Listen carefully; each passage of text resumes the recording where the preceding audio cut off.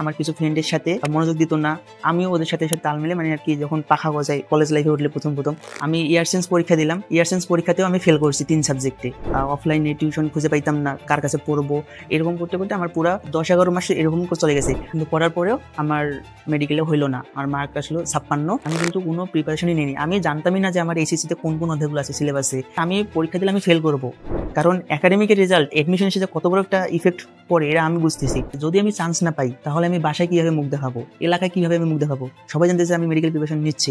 মানে হাত কাঁপতেছিল আমার, আমি এক্সাম হলে দাগাইতে পারিনি, হাত পা কাঁপতেছিল, সাথে আমার অনেক ঠান্ডা ঠান্ডা লাগতেছিল। যখন জাবিতে সপ্তম হইলাম, এখন সবাই বলে আমাকে, বা তোমার কাছ থেকে আমি এটা আশা করছিলাম যে তুমি ভালো কিছু করতে পারবা।